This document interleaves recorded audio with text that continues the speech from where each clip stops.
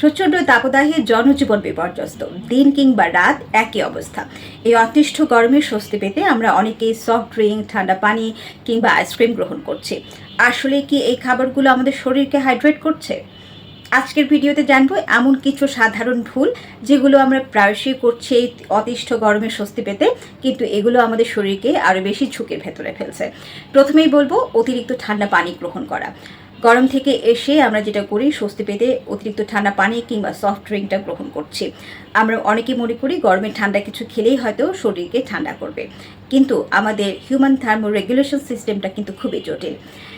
ঠান্ডা কিছু যখন আমরা খাই তখন মুখ এবং খাদ্যনালীকে শীতল একটা অনুভূতি ইনস্ট্যান্ট দিচ্ছে ঠিকই, কিন্তু বডির কোর টেম্পারেচারটা কিন্তু কমাতে পারছে না, যার ফলে আমাদের প্যারাডক্সিক্যাল একটা ইফেক্ট তৈরি হয় এবং এর ফলে কারো কারো ক্ষেত্রে পেটে অস্বস্তি, গলায় অস্বস্তি এবং মাথা ব্যথা হতে পারে এবং কখনো কখনো হিট স্ট্রোকের ঝুঁকি কিন্তু বাড়িয়ে দিতে পারে।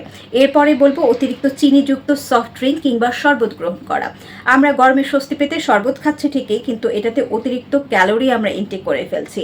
অতিরিক্ত চিনিযুক্ত শরবত কিংবা সফট ড্রিঙ্ক খাওয়ার কারণে আমাদের পাকস্থলীতে তরল সিক্রেশনের গতিটাকে স্লো করে দিচ্ছে, আমাদের তৃষ্ণা কিন্তু উপরন্তু বাড়িয়ে দিচ্ছে, আরও বেশি দীর্ঘস্থায়ী হয়ে যাচ্ছে এবং আমাদের হাইড্রেশন, যেটা রিহাইড্রেট করবার জন্য আমরা শরবতটা খাচ্ছি, সেটাকে কিন্তু উল্টো রিহাইড্রেশনের গতিটাকে স্লো করে দিচ্ছে। এর সাথে ইনসুলিন রেজিস্ট্যান্স বেড়ে যাচ্ছে, টাইপ 2 ডায়াবেটিসের ঝুঁকি বাড়ছে। এরপর যে ভুলটা আমরা করি, সাধারণত গরম থেকে এসে ঠান্ডা হতে দ্রুত আমরা ঠান্ডা পানি দিয়ে গোসল করে ফেলছি।